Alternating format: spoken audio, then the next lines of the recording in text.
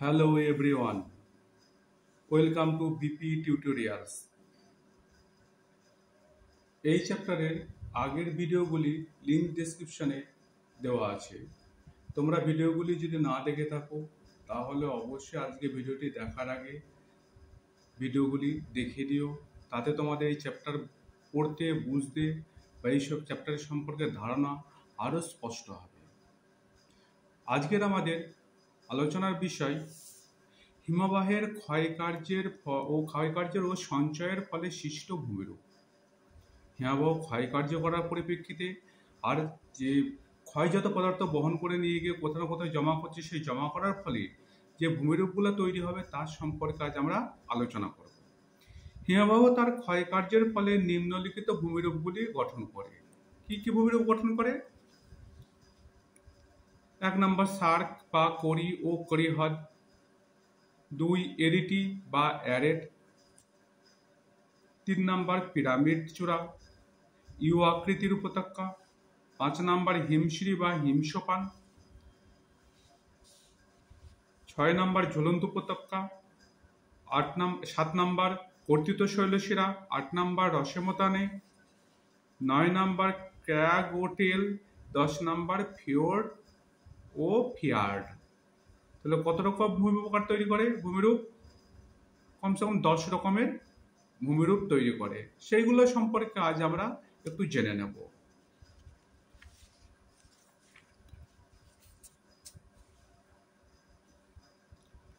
সবার আগে সার্ক বা করি ও করিহ্রদ সম্পর্কে জানব।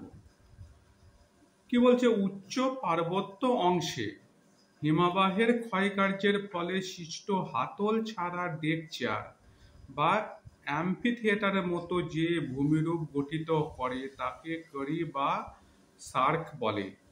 করির নিচু অংশে জল জমে করি হ্রদের সৃষ্টি হয়। করি বিভিন্ন দেশে বিভিন্ন নামে পরিচিত। বিজ্ঞানী সার পেতিয়ার 1823 সালে প্রথম সার্ক কথাটি ব্যবহার করেন। কত সালে? 1823 সালে বিজ্ঞানী সার পেতিয়ার। এবার কিরকম ভূমিরূপটি হয় একটুখানি আগে ছবিতে আমরা জেনে নেব। বলছে হাতল ছাড়া চেয়ার। অনেকে দেখে থাকবে যে বয়স্ক মানুষরা আরাম ভিতরে বসার জন্য খানিকটা এইরূপ চেয়ার তৈরি হয়। যদি এখানে হাতল থাকে তাহলে কি হবে? সেটা চেয়ারের মতো হাতল ছাড়া চেয়ার। এই যে ভূমিরূপটা, একে কি বলা হচ্ছে? করি। আর এই জায়গাটায় যদি জল জমে যায় তাহলে তাকে কি বলা হবে? করিহ্রদ।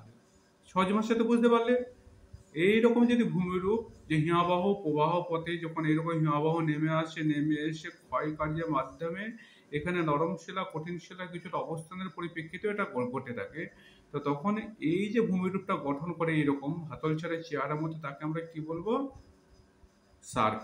আর এই সার্কের নিচু অংশে যদি জল জমে তাকে আমরা বলবো করিহ্রদ। এবার দেখো ছবিতে, এই দেখো ভূমিরূপগুলো কেমন গঠন করেছে দেখেছো? উপর থেকে নিচে নেমে এসছে। ঠিক দেখো এইরকম হাতল ছাড়া চেয়ারের মতো অবস্থান করেছে, আর নিচে কি হয়েছে? জল জমেছে। এই জল জমা অংশগুলোকে করিহ্রদ বলছে। আর এই যে হাতল ছাড়া চেয়ারের মতো নিচু অংশটা, এই যে পুরো অংশটাকে কি বলা হচ্ছে? করি বলা হচ্ছে। অ্যারেট বা এরিটি, দুটি করির মধ্যবর্তী সংকীর্ণ ও তীক্ষ্ণ উঁচু প্রাচীরকে এরিটি বা অ্যারেট বলে। এই যে একটা করি, এই একটা করে মাঝে যে উঁচু অংশ, এইখান দিয়ে হিমবাহ নেমে এসেছে, এইখান দিয়ে হিমবাহ নেমে এসেছে, মাঝখানে যে উঁচু অংশটা গঠন করছে তাকে অ্যারেট বা এরিটি বলে। পিরামিড চূড়া।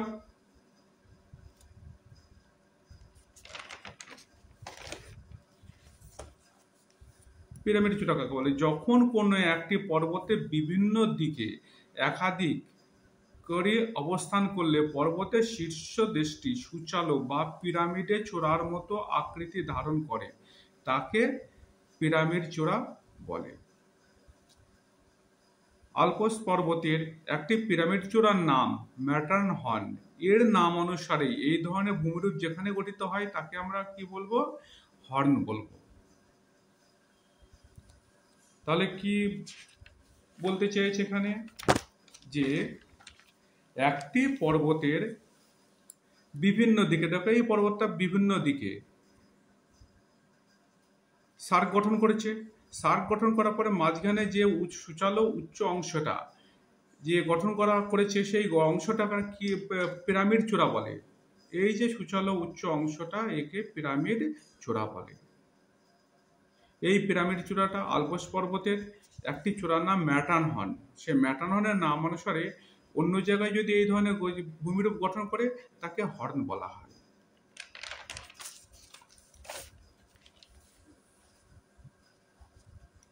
ইউ আকৃতির উপত্যকা। যদি হিমাবহ পূর্ব নদী উপত্যকার মধ্য দিয়ে, কোথাও আগে নদী উপত্যকা ছিল, তার সেই উপত্যকার মধ্য দিয়ে হিমাবাহ বয়ে এসে তার মধ্য দিয়ে প্রবাহিত হচ্ছে, তাহলে অবঘর্ষ উৎপাটন প্রক্রিয়া, এর আগে দেখেছি অবঘর্ষ প্রক্রিয়া কাকে বলে, উৎপাটন প্রক্রিয়া কাকে বলে, তার সম্পর্কে আমরা জেনেছি। এই দুই প্রক্রিয়ায় পার্শ্ব ও নিম্ন ক্ষয় সমানভাবে হয়। এখানে পার্শ্ব ক্ষয় করবে এবং নিম্ন ক্ষয়ও করবে। এর ফলে উপত্যকাটি ইউ আকৃতি ধারণ করে। একে হিমদ্রোণী বলে। পশ্চিম হিমালয়ে প্রচুর এইরূপ ভূমিরূপ দেখা যায়। এই যে একটা ইউ আকৃতি ভূমিরূপের চিত্র, এখানে দেখো এটা ছিল নদী উপত্যকা, এইখান দিয়ে হিমাবহ নেমে এসেছে, এদিক দিয়ে চারিদিক থেকে হিমাবহ নেমে এসে নদী উপত্যকার মধ্য দিয়ে প্রবাহিত হচ্ছে। দেখো এই নদী উপত্যকাটি কিসের মতো আকার ধারণ করেছে, এখানে পার্শ্ব ক্ষয় করবে আর নিম্ন ক্ষয় করবে। হিমাবহ পার্শ্ব ক্ষয় করবে ও নিম্ন ক্ষয় সমান তালে করে যায় বলে এই আকৃতিটি ইউ আকৃতির গঠন করে। একে ইউ আকৃতির উপত্যকা বলা হয়।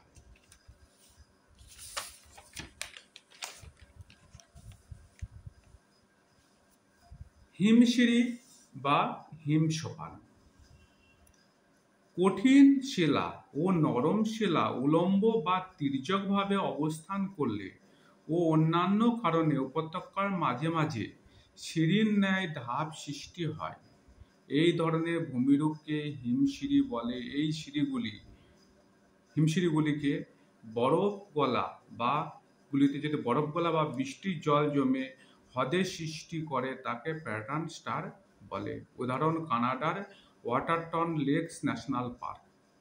এটা সুন্দর উদাহরণ। এই উদাহরণটা এটাতে কিরকম সৃষ্টি করে, মনে করো তোমার কঠিন শিলা, নরম শিলা, কঠিন শিলা, নরম শিলা এইভাবে অবস্থান করছে।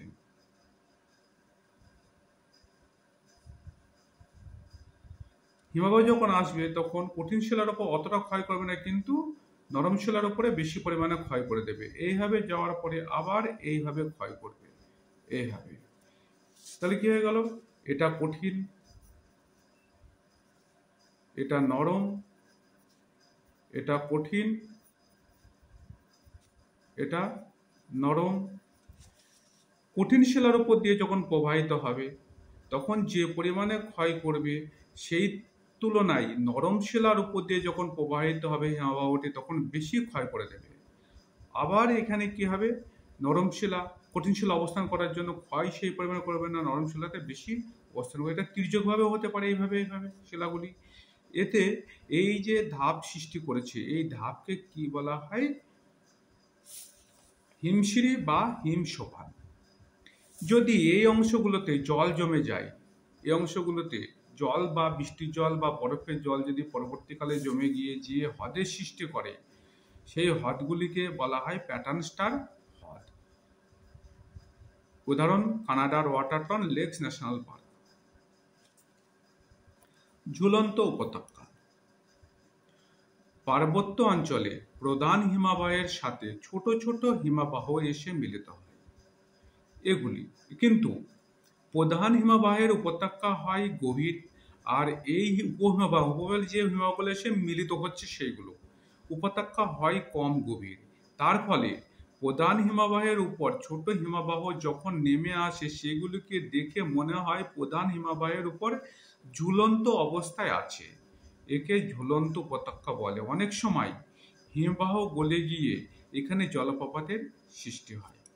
ছবিটা দেখলে বুঝতে পারবে তোমরা। এই হিমবাহ এই রাস্তা দিয়ে প্রবাহিত হচ্ছে।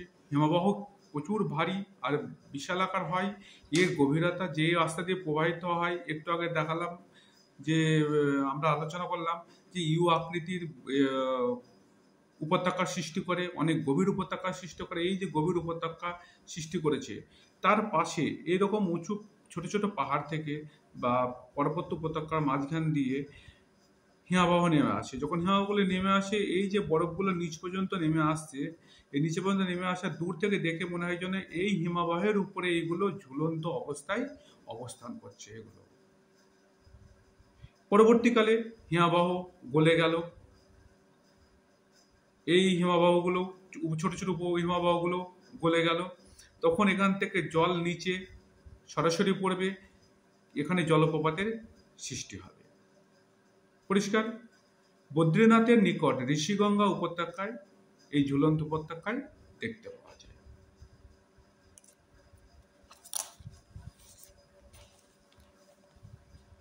কর্তিত শৈলশিরা হিমবাহ উপত্যকার মধ্য দিয়ে প্রবাহিত হওয়ার সময় পর্বতের উভয় দেওয়াল পার্শ্বক্ষয়ের দ্বারা মসৃণভাবে ক্ষয় করতে করতে এগিয়ে চলে। এই মসৃণ স্পারগুলিকে কর্তিত শৈলশিরা বলে। পশ্চিম হিমালয়ের এইরূপ ভূমিরূপ দেখা যায়। একটু আগে তোমাদেরকে দেখিয়েছিলাম ইউ আকৃতির ভূমিরূপে বা এই যে হিমবাহ বয়ে চলেছে, এই হিমবাহ বয়ে চলার সময় এর যে পাশের দেওয়ালগুলোকে প্রচণ্ডভাবে কি করবে, মসৃণভাবে ক্ষয় করে নিয়ে এগিয়ে চলে। এই মসৃণভাবে ক্ষয় করে নিয়ে যাওয়ার জন্য এই যে খাড়া দেওয়ালগুলো, মসৃণ দেওয়ালগুলোকে, এইগুলোকে বলা হয় কর্তিত শৈলশিরা। খাড়া দেওয়ালগুলোকে কর্তিত শৈলশিরা বলে। রসেমতানে হিমবাহের প্রবাহ পথে কঠিন শিলাস্তূপ অবস্থান করলে অবঘর্ষ ক্ষয়ের ফলে প্রতিবাদ দিক মসৃণ ও ঢালু হয়, আর অনুবাদ দিক উৎপাটন ক্ষয়ের ফলে খাঁজযুক্ত হয়। তাকে রসে মতানে বলে। বিজ্ঞানীরা একে শিপরক ও বলেন। উদাহরণ: কাশ্মীরের ঝিলাম নদীর উপনদী, ঝিলাম নদীতে যে নদী এসে মিলিত হয়েছে তাকে ঝিলাম নদীর উপনদী বলে। এই উপনদী লিডার নদীর উপত্যকায় দেখা যায়, এই রসেমতানে দেখা যায়। এই দেখো ছবিতে, এইটা একটা কঠিন শিলা অবস্থান করেছে। হিমবাহ এই দিক থেকে প্রবাহিত হচ্ছে। হিমবাহ যখন এই দিক থেকে প্রবাহিত হবে, এই দিকটা কিছুটা মসৃণ করার পরে যখন হঠাৎ করে যখন ভূমির ঢালটা এখানে শেষ হয়ে যাবে, তখন কিন্তু এটাকে কিন্তু সেইভাবে ক্ষয় করতে পারবে না। এখানে হিমবাহ কিছুটা মানে লম্ফদান প্রক্রিয়া হিসেবে মতোই এখানে এসে নেমে পড়বে। যখন নেমে পড়বে, এইখানে কিছু পাথর, বালি, নুড়ি এগুলোকে উৎপাটন প্রক্রিয়ায় ক্ষয় করে নেবে, কিন্তু এই দিকটা মসৃণ হবে না। কিন্তু এই দিক থেকে প্রবাহিত হওয়ার জন্য এই দিকটা মসৃণ হবে। একে কি বলা হয়? রসেমতান। বুঝতে পারলে? হিমবাহ কঠিন শিলার উপর হঠাৎ করে হিমবাহের প্রবাহ পথে যদি কঠিন শিলা অবস্থান করে, তো কি হবে, হিমবাহ যেদিক থেকে প্রবাহিত হচ্ছে সেই দিকটায় মসৃণ ক্ষয় করবে, কিছুটা ঢালু করবে, কিন্তু তার বিপরীত ঢালে ক্ষয় করতে পারে না বা মসৃণ করতে পারে না। সেখানে উৎপাটন প্রক্রিয়ায় কিছু নুড়ি, পাথর, বোল্ডার এগুলি নেমে আসে। এই যে এই ভূমিরূপটাকে রসেমতানে বলা হয়। একইভাবে ক্র্যাগ ও টেল, এখানে পার্থক্য দুটোর কিন্তু সামান্য। ক্র্যাগ ও টেল হিমবাহের প্রবাহ পথে বিশালাকার কঠিন শিলাস্তূপ এবং তার পিছনে কোমল শিলা অবস্থান করলে হিমবাহ কোমল শিলাকে তেমন ক্ষয় করতে পারে না। এক্ষেত্রে সামনের কঠিন শিলা স্তূপকে ক্র্যাগ ও পিছনের মৃদু ঢালযুক্ত কোমল শিলা স্তূপটিকে টেল বলে। এখানে প্রবাহপথে কঠিন শিলা অবস্থান করেছিল, কিন্তু তার পরবর্তীতেও কঠিন শিলা আছে। কিন্তু এখানে কি হবে, প্রথমে কঠিন শিলা প্রবাহিত পথে প্রথমে কঠিন শিলার পিছনে নরম শিলা অবস্থান করে। তো যখন প্রবাহিত হবে তখন কঠিন শিলার এখানে কিছুটা ক্ষয় করার পরে পিছনে নরম শিলার উপর দিয়ে যখন প্রবাহিত হবে, এখানে নরম শিলা ক্ষয় করার জন্য যে হিমাবহ প্রবাহিত হচ্ছে, সে প্রবাহিত হিমাবহ কঠিন শিলাতে বাধাপ্রাপ্ত হওয়ার জন্য পিছনে নরম শিলাকে কঠিন শিলার সাথে সাথে যে এলাকাটা আছে দেখো সেই এলাকাটাতে বেশি ক্ষয় করতে পারেনি, কিন্তু যত দূরে গিয়েছে ধীরে ধীরে ধীরে ধীরে লম্বা হয়ে ক্ষয় করতে করতে এগিয়ে চলেছে। তাহলে কঠিন শিলার জন্য কঠিন শিলার জাস্ট পিছনে যে নরম শিলা তাকে বেশি ক্ষয় করতে পারে না, পিছনের শিলাকে বেশি ক্ষয় করতে পারে, যে কারণে এটাকে লম্বা লেজের মতো দেখতে মনে হয়। এই জন্য কি বলেছে যে হিমাবহের প্রবাহ পথে বিশালাকার কঠিন শিলা স্তূপ বা তার পিছনে কোমল শিলার অবস্থান করলে হিমাবহ কোমল শিলাকে তেমন ক্ষয় করতে পারে না। এক্ষেত্রে সামনে কঠিন শিলা স্তূপটাকে কি বলবে? ক্র্যাগ, আর পিছনে মৃদু ঢালযুক্ত কোমল শিলা স্তূপটিকে টেল। এডিনবার্গের অর্থাৎ কোথায় অবস্থিত এটা? স্কটল্যান্ডে। ক্যাসেল রক কে ক্র্যাগ বলে ও রয়্যাল মাইল কে টেল বলে। এটা বিখ্যাত ক্র্যাগের টেলের উদাহরণ। ফিয়র্ড ও ফিয়ার্ড। তুষার যুগে উচ্চ অক্ষাংশে উপকূল অংশে হিমাবহ ভূমিকে ক্ষয় করতে করতে সমুদ্র পৃষ্ঠের থেকে নিচে উপত্যকা সৃষ্টি করে। পরবর্তীতে তুষার যুগে শেষ হলে বরফ গলে এই উপত্যকা অংশ জলমগ্ন হয়, একে ফিয়র্ড বলে। আর ফিয়র্ড অপেক্ষাকৃত ছোট কম গভীর হলে তাকে ফিয়ার্ড বলে।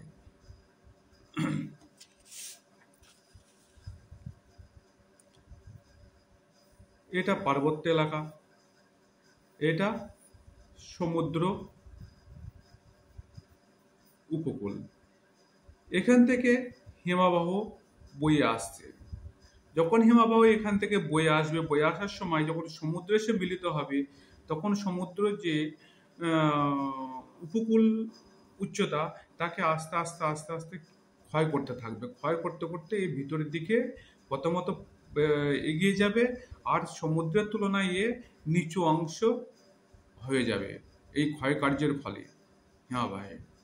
এই যে নিচু অংশ, এটা যদি বেশি ভিতর পর্যন্ত যদি প্রবাহিত মানে কি তৈরি হয়ে গেল, আর পরবর্তীতে যখন বরফ গলে গেল, হিমযুগ শেষ হয়ে গেল, বরফ গলে গেল, তখন এখানে যদি জলে ভর্তি হয়ে গেল, তাকে কি বলা হবে? ফিয়র্ড। আর যদি এইটাই যদি ছোট অংশ আর নিচু অংশ কম হয় তুলনামূলকভাবে ফিয়র্ডের তুলনায়, তাহলে তাকে বলা হবে ফিয়ার্ড। এই জন্য কি বলছে? তুষার যুগে উচ্চ অক্ষাংশে, অর্থাৎ 665° থেকে 90°, এই যে অক্ষাংশ উচ্চ অক্ষাংশে উপকূল অংশে অর্থাৎ সমুদ্র উপকূল অংশে হিমাবহ ভূমিকে ক্ষয় করতে করতে সমুদ্র পৃষ্ঠের থেকে নিচে উপত্যকার সৃষ্টি করে। সমুদ্র পৃষ্ঠ থেকে আরো নিচের দিকে উপত্যকার সৃষ্টি করে ফেলে। পরবর্তীতে তুষার যুগ শেষ হলে বরফ গলে এই উপত্যকা অংশ জলমগ্ন হয়। জলমগ্ন মানে জলে ভরে যায়, একে ফিয়র্ড বলে। ফিয়র্ড অপেক্ষাকৃত ছোট কম গভীর হলে তাকে ফিয়ার্ড বলে। নরওয়েকে ফিয়র্ডের দেশ বলে, আর সুইডেনকে ফিয়ার্ডের দেশ বলে। গ্রিনল্যান্ডের স্কোর্সবি সাউন্ড পৃথিবীর বৃহত্তম ফিয়র্ড। নরওয়েকে ফিয়র্ডের দেশ বলা হয়, আর সুইডেনকে ফিয়ার্ডের দেশ বলে।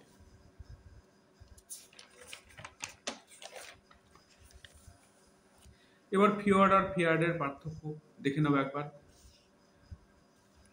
পয়েন্ট হবে বিষয়, ফিয়র্ড ফিয়ার্ড। সবার আগে সংজ্ঞা লিখে দেবো, 1 নম্বর পয়েন্ট। দ্বিতীয় পয়েন্ট কি হবে? দৈর্ঘ্য। দৈর্ঘ্যের দিক থেকে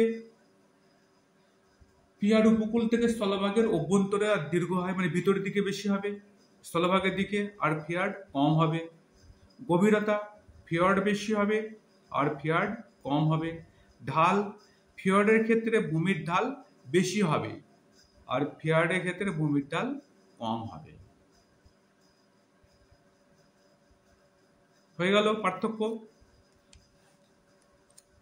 এর আগে হিমবাহের ক্ষয়কার্য দেখলাম, এবার আমরা দেখব হিমবাহের বহন পদ্ধতি। হিমবাহ বিভিন্নভাবে ক্ষয়জাত পদার্থগুলিকে বহন করে।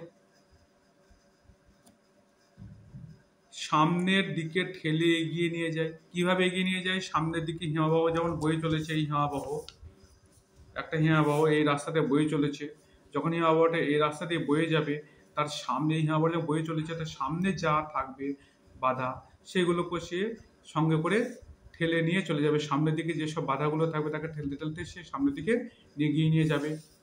তারপরে কি বলছে, হিমাবহের মিশ্রিত হয়ে ক্ষয়জাত পদার্থ বহন করে। এই যে হিমাবহ যখন আসছে, এর ভিতরে পাথর, নুড়ি, বালি এর সাথে অবঘর্ষ প্রক্রিয়া এর সাথে মিশ্রিত হচ্ছে। মিশ্রিত হওয়ার জন্য তার সাথে সাথে হিমাবহের সাথে সাথে এগিয়ে চলেছে। হিমাবহ গলে গিয়ে জলের সাথে ক্ষয়জাত পদার্থগুলি স্থানান্তরিত। অনেক সময় কি হয়ে গেল, যখন হিমাবহ তার হিমরেখার নিচে চলে আসলো, সূর্যের তাপমাত্রা বেশি পেল বা ঋতু পরিবর্তন হলো, তখন হিমাবহ কী হবে, গলে যাবে। গলে যাওয়ার ফলে সেই যে হিমাবহের সাথে ক্ষয়জাত পদার্থগুলো ছিল, নুড়ি, বালি, বোল্ডার, পাথর, সেগুলোকে সেই জল অন্য জায়গায় স্থানান্তরিত করে নিয়ে চলে। এইভাবে হিমাবহের বহন কার্য সম্পন্ন হয়। এবার দেখব হিমাবহের সঞ্চয় কার্যের ফলে সৃষ্ট ভূমিরূপ। হিমাবহ প্রধানত সঞ্চয় কার্যের ফলে গ্রাব রেখা সৃষ্টি করে। হিমাবহ প্রধানত সঞ্চয় কার্যের ফলে গ্রাব রেখা সৃষ্টি করে। গ্রাব রেখা কাকে বলে দেখো, হিমাবহ দ্বারা বাহিত ক্ষয়জাত পদার্থ উপত্যকার বিভিন্ন অংশে সঞ্চয়কে গ্রাব রেখা বলে। অবস্থানের ভিত্তিতে গ্রাব রেখা বিভিন্ন ধরনের হয়। অর্থাৎ মনে করো এই হিমাবহটা প্রবাহিত হচ্ছে, বা এই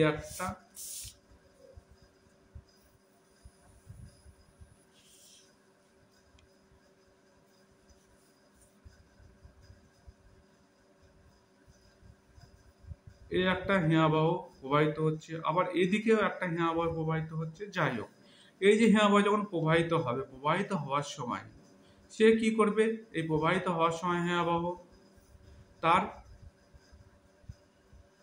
সাথে নুড়ি, বালি, পাথর, বোল্ডার যা কিছু বয়ে নিয়ে আসবে, সেগুলো কোথাও না কোথাও সে জমা করতে থাকবে। চাই সে তার নিচে কোনো অংশে জমা করুক, সে সামনের দিকে জমা করুক, দুই পার্শ্বে জমা করুক, কোথাও কোথাও জমা করে। এই যে সঞ্চয় কার্যকে, এই যে জমা হওয়া পদ্ধতিকে কি বলা হয়, গ্রাব রেখা বলা হয়। এই জন্য কি বলছি, হিমাবহ দ্বারা বাহিত ক্ষয়জাত পদার্থ বিভিন্ন অংশের সঞ্চয়কে যে জমা হওয়া, সে তাকেই কি বলবে, গ্রাব রেখা। অবস্থানের ভিত্তিতে গ্রাব রেখা বিভিন্ন ধরনের। পার্শ্ব গ্রাব রেখা, হিমাবহ উপত্যকার দুই পার্শ্বে সঞ্চিত গ্রাব রেখা হলে তাকে পার্শ্ব গ্রাব রেখা। মনে করেন একটা হিমাবহ প্রবাহিত হচ্ছে, দুই পাশে যখন সঞ্চয় করতে করতে এগিয়ে আসবে, ক্ষয়ও করবে, মাঝে মাঝে কিছু কিছু জায়গাতে সে সঞ্চয় করবে ভূমির রূপ অনুসারে। সেই যে সঞ্চয় কার্য করছে, সেই সঞ্চয় কার্যকে বলা হবে পার্শ্ব গ্রাব রেখা। সেই সঞ্চিত রেখা গ্রাব রেখাকে বলা হবে পার্শ্ব গ্রাব রেখা। মধ্য গ্রাব রেখা, দুটি হিমবাহ পাশাপাশি প্রবাহিত হলে মধ্যবর্তী অংশে সঞ্চিত গ্রাব রেখা হলো মধ্য গ্রাব রেখা। এই একটা হিমবাহ, এই একটা হিমবাহ পাশাপাশি প্রবাহিত হচ্ছে। এই যে মাঝখানে যেসব নুড়ি, বালি, পাথর, বোল্ডার সব জমা হবে দুটি হিমবাহের মাঝে, বা এই দুটি মনে করেন হিমবাহ, এই একটা প্রবাহিত হচ্ছে, তার পাশ দিয়ে আবার সাথে সাথে আর একটা হিমবাহ প্রবাহিত হচ্ছে, একদম সংলগ্ন। এই একটা, এই একটা। এই যে মাঝের অংশতে যেসব পলি সঞ্চয় হবে, পলি, নুড়ি, বালি, বোল্ডার সঞ্চিত হবে যে গ্রাব রেখা, তাকে কি বলা হবে, মধ্য গ্রাব রেখা। প্রান্ত গ্রাব রেখা, হিমাবহ শেষ প্রান্তে সঞ্চিত গ্রাব রেখা হলো প্রান্ত গ্রাব রেখা। এই যে হিমাবহ প্রবাহিত হচ্ছে, এর মাথার দিকে অর্থাৎ শেষের দিকে যে নুড়ি, বালি, পাথর জমা হবে, যে গ্রাব রেখার সৃষ্টি করবে, তাকে প্রান্ত গ্রাব রেখা। ভূমি গ্রাব রেখা, হিমবাহ তলদেশে পদার্থ সঞ্চিত হয়ে ভূমি গ্রাব রেখার সৃষ্টি করে। মানে এই যে হিমবাহটা প্রবাহিত হচ্ছে, তলায় কোথাও না কোথাও নুড়ি, বালি, পাথর ক্ষয়কার্য করছে, তার সাথে কোনো নিচু অংশ থাকলে সেখানে জমাও করছে।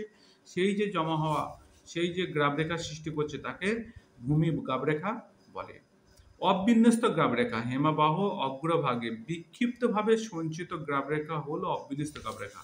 একটা হচ্ছে একই আকারে, মানে গোলাকারে জমা হওয়া, আর একটা হচ্ছে এখানে জমা হলো, এইদিকে জমা হলো, এইভাবে জমা হলো, আলাদা আলাদাভাবে জমা হচ্ছে। এই যে বিক্ষিপ্তভাবে জমা হওয়া, তাকে বলা হবে অবিন্যস্ত গ্রাব রেখা। আর বলয়ধর্মী গ্রাব রেখা, বলয় আকারে সঞ্চিত গ্রাব রেখাকে বলয়ধর্মী গ্রাব রেখা বলে। এই যদি এটা যদি বলয় আকারে জমা হয় সামনের দিকে গোল আকারে, তাকে বলা হবে বলয়ধর্মী গ্রাবরেখা। অথচ গোল আকারে না হয়ে যদি এখানে জমা হলে কিছুটা, আবার এখানে কিছুটা জমা হলে, এইদিকে জমা হলে, এই যে এইভাবে জমা হওয়া, বিক্ষিপ্তভাবে ছড়িয়ে ছিটিয়ে জমা হওয়া, একে অবিন্যস্ত গ্রাবরেখা বলে।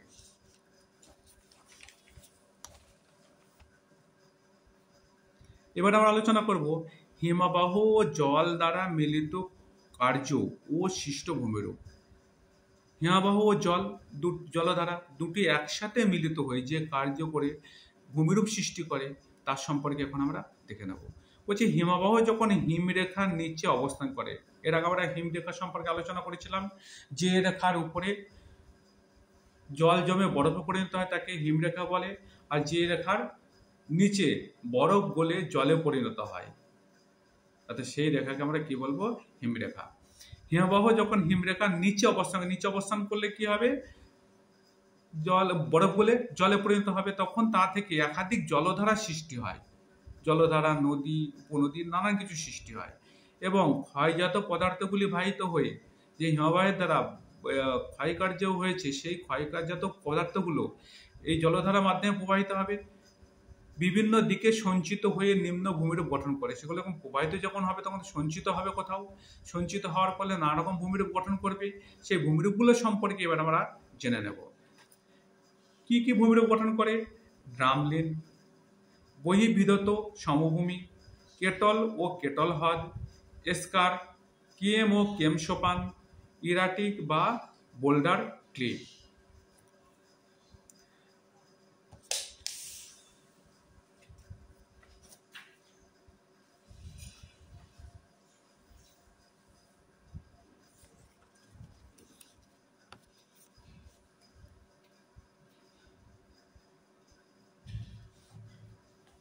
এ একটা পার্বত্য অঞ্চল।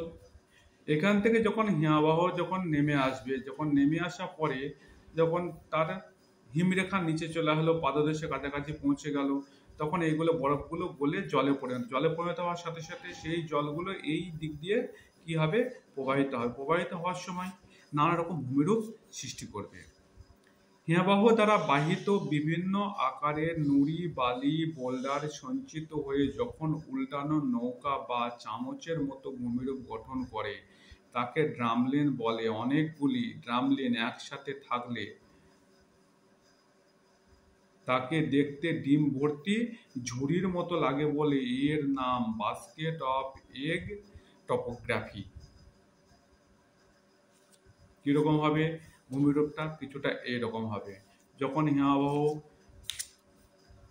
প্রবাহিত হওয়ার সময় এখান থেকে গলে জল আকারে নুড়ি, বালি, পাথর সবকিছু বয়ে নিয়ে যাবে। যাওয়ার সময় মাঝ রাস্তায় যদি কোথাও এরকম ভূমিরূপ গঠন করলো, উঁচু নিচু ভূমিরূপ গঠন করলো, উঁচু নিচু বলতে গেলে পরে কিছুটা চামচের মতো, উল্টানো চামচের মতো যদি ভূমিরূপ গঠন করলো তাকে কি বলা হবে? ড্রামলিন।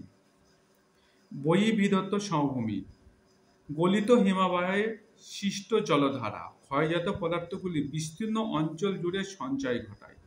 এই যে মনে করা পাহাড়ের উপরে অংশ থেকে হিমবাহটা নিচে চলে এসেছে, এখান থেকে গলিত হয়ে নদী তো সৃষ্টি করেছে, তার পাশাপাশি এই এলাকা দিয়ে জলগুলো এমন তো না যে এখানে কোনো কিছু সৃষ্টি করা আছে, আলাদা করে সিস্টেম করা আছে যে জলগুলো এখান থেকে গলে একসাথে এসে এক নদী দিয়ে প্রবাহিত হবে, না। নদী দিয়ে বেশি প্রবাহিত হবে নিচু কোনো খাতের মাধ্যমে, আর এই দিক দিয়েও প্রবাহিত হবে উঁচু অংশগুলো দিয়েও। এই যে প্রবাহিত হওয়ার সময় নানা রকম ভূমিরূপের সৃষ্টি করবে। কি বলছে? গলিত হিমবাহের সৃষ্ট জলধারা ক্ষয়জাত পদার্থ বিস্তীর্ণ অঞ্চল জুড়ে সঞ্চয় ঘটায়। এর ফলে পর্বতের পাদদেশে বরাবর যে সমভূমি গঠন করে তাকে বহির্বিধত সমভূমি বলে। আইসল্যান্ডে একে স্যান্ডুর বলে। অর্থাৎ এখান থেকে ক্ষয়জাত পদার্থ নিয়ে এসে এই নিচে অংশতে পর্বতের পাদদেশে বা এই অঞ্চলে একটা সমভূমির মতো আকার গঠন করবে। এই সেকে কি বলা হয়? বহির্বিধত সমভূমি। কেটল ও কেটল হ্রদ, বহির্বিধত সমভূমির মাঝে যখন বড় বড় বরফ বিক্ষিপ্তভাবে থেকে যায়, এই বরফের চাপে বড় বড় গর্ত বা অবনমিত অংশের সৃষ্টি হয়, তাকে কেটল বলে। এই কেটল অংশে জল জমলে তাকে কেটল হ্রদ বলে। কেটল হ্রদে তলদেশে সঞ্চিত পলিকে ভার্ব বলে, আর হ্রদের মাঝে উঁচু অংশ থাকলে তাকে নব বলে। কি হবে?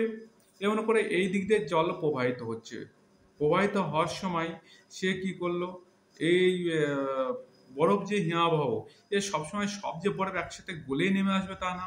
এই নুড়ি বালু পাথরের সাথে যখন নেমে আসবে তখন অনেক বরফের বড় বড় চায় সঙ্গে করে নিয়েও এ নেমে আসবে। নেমে আসার সময় যখন এই রাস্তা দিয়ে প্রবাহিত হবে, প্রবাহিত হওয়ার সময় অনেক সময় কি হয়ে যাবে, বরফের বড় বড় চাই থেকে যায়, বয়ে নিয়ে যেতে পারে না, ভূমির ঢাল কম ধীরে ধীরে কম হয়ে যাওয়ার জন্য। সেখানটাতে কি হবে, এই ভূমির যে বরফের চাঁয়ের চাপে নিচে আস্তে আস্তে আস্তে আস্তে আস্তে আস্তে কিছু নিচু অংশের সৃষ্টি করবে। পরবর্তীতে এই বরফ গলে যাবে বা বৃষ্টির জল হবে, সেই বা এই জল প্রবাহিত হবে, এখানে বরফ গলার জল এই নিচু অংশে হ্রদে পরিণত হবে। এই যে নিচু অংশটাকে কে বলা হচ্ছে কেটল, আর এর ভিতরে জল ভর্তি হয়ে যদি হ্রদ তৈরি হয় তাকে কেটল হ্রদ বলা হবে। আর পরবর্তীতে কি হবে, উপরে বরফটা থাকবে না, এটা কেটল হ্রদের সৃষ্টি হবে। আর নিচে যে পলি জমা হচ্ছে তাকে কি বলা হচ্ছে, ভার্ব বলে, তাকে ভার্ব বলে। আর এই হ্রদের মাঝখানে যদি পলি বালি সঞ্চিত হয়ে কোনো উঁচু অংশ যদি থেকে গেল, যদি কোনো উঁচু অংশ সৃষ্টি করে গেল এর মাঝে, তাকে কি বলা হবে, নব বলা হবে। বুঝতে পারলাম? এই দেখো এখানে কেটল হ্রদ তৈরি হয়েছে ছোট ছোট। এসকার হিমবাহ দ্বারা ক্ষয়জাত পদার্থ দূরে বাহিত হয়ে সঞ্চিত হয়ে কি হচ্ছে, হিমবাহ দ্বারা ক্ষয়জাত পদার্থ দূরে বাহিত হয়ে সঞ্চিত হয়ে আঁকাবাঁকা শৈলশিরার ন্যায় ভূমিরূপ গঠন করে, তাকে এসকার বলে। এসকারের উচ্চতা কম এবং দীর্ঘ কয়েকশো কিলোমিটার পর্যন্ত হতে পারে। কিরকম ভাবে, এই যে নদী দ্বারা বা হিমবাহ গলিত জল যখন এখানকার নুড়ি বালি পাথর বয়ে নিয়ে চলে আসে, তখন সেই নুড়ি বালি পাথর এখানে এসে যখন তার গতি যদি কম হয়, তখন এখানে এই নুড়ি বালি পাথর লম্বা আকারে ধীরে ধীরে ধীরে বিস্তীর্ণ এলাকা জুড়ে জমা করে। ঠিক আছে? সেই যে শৈলশিরার মতো লম্বা হয়ে জমা হবে যে আঁকাবাঁকা পথে, সেই জমা হওয়া একে যে ভূমিরূপ গঠন করবে আঁকাবাঁকা পথে, তাকে কি বলা হবে, এসকার। এসকারের উচ্চতা কম হতে পারে কিন্তু এর দৈর্ঘ্য কয়েকশো কিলোমিটার পর্যন্ত হতে পারে।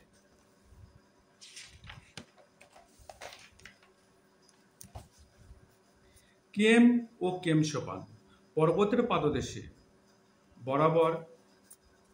বরাবর হিমবাহ গলনের ফলে জলধারা সৃষ্টি হয় এবং তার সাথে ক্ষয়জাত পদার্থ বাহিত সঞ্চিত হওয়ার ফলে যদি তীক্ষ্ণাকৃতি বদ্বীপের ন্যায় ভূমিরূপ গঠন করে, তাকে কেম বলে।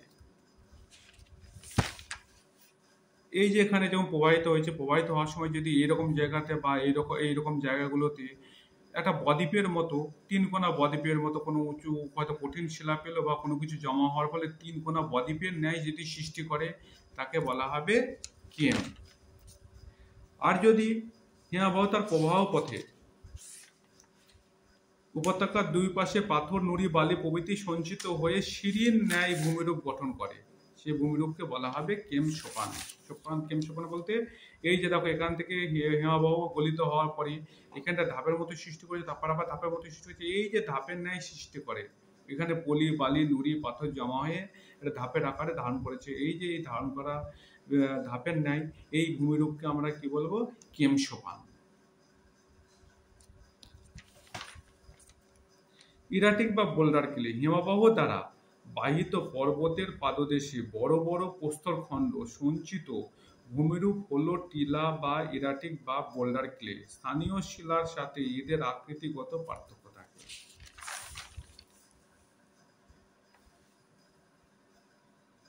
এই যে নুড়ি বালি পাথর প্রবাহিত হওয়ার সময় ড্রামলিনগুলো ছিল কি ছোট ছোট, এই যে এইসব এলাকাতে কি হবে, ড্রামলিন এরকম ছোট ছোট ছোট ছোট আকারে জমা হবে। কিন্তু ওর চাইতে বেশি উঁচু হয়ে জমা হলে পরে বড় বড় বোল্ডার পাথর নুড়ি একসাথে যদি জমা হয়ে উঁচু ভূমিরূপ গঠন করে, তাকে আমরা কি বলবো, বোল্ডার ক্লে বা ইরাটিক। স্থানীয় শিলার সাথে এদের আকৃতিগত পার্থক্য। স্থানীয় শিলা হচ্ছে এখানকার যে অবস্থিত শিলা থাকে তার থেকে আলাদা হবে, কারণ হচ্ছে অন্য জায়গা থেকে বাহিত হয়ে এসেছে এই শিলাগুলি। এই জন্য এই ভাষাটি ব্যবহার করা হয়েছে এখানে, যে স্থানীয় শিলার সাথে এদের আকৃতিগত পার্থক্য থাকে। তাহলে আজ আমরা আলোচনা করলাম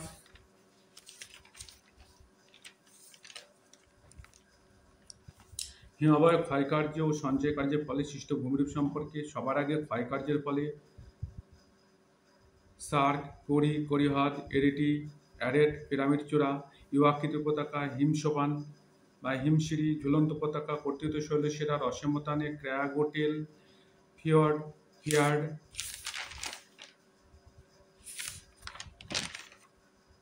তাছাড়া সঞ্চয় কার্যের ফলে সৃষ্ট ভূমিরূপ কি কি? গ্রাবরেখা, তার পার্শ্ব গ্রাবরেখা, মধ্য গ্রাবরেখা, প্রান্ত গ্রাবরেখা, ভূমি গ্রাবরেখা, অবিন্যস্ত গ্রাবরেখা, বলয়ধর্মী গ্রাবরেখা। তার সাথে হিমবাহ ধারার মিলিত কার্য সৃষ্ট ভূমিরূপ সম্পর্কে জানলাম, যেখানে গ্রামলিন, বহিঃবিদত্ত সমভূমি, কেটল হ্রদ, এস্কার, কেমসোপান, ইরাটিক বা বোল্ডার ক্লিফ ইত্যাদি সম্পর্কে আজ আমরা আলোচনা করলাম। আজ এই পর্যন্তই। আমাদের পরবর্তী ভিডিওতে আমরা আলোচনা করব বায়ুর কাজ দ্বারা সৃষ্ট ভূমিরূপ সম্পর্কে আলোচনা। বায়ুর কাজ দ্বারা সৃষ্ট ভূমিরূপ সম্পর্কে আমরা আলোচনা করব পরবর্তী ভিডিওতে। ভিডিওটি ও পড়ানো তোমাদের যদি ভালো লেগে থাকে তাহলে অবশ্যই লাইক করো, শেয়ার করো, তোমাদের বন্ধুদের কাছে পাঠাও, তাকে তারাও যাতে এই ভিডিওগুলি দেখতে পারে। আর তোমরা যদি চ্যানেলে নতুন হয়ে থাকো তাহলে এই রকম কন্টেন্ট পেতে বা এই রকম লেকচার পেতে তোমরা অবশ্যই সাবস্ক্রাইব করবে এবং পাশের বেল আইকনটি অবশ্যই প্রেস করবে। Thank you everyone.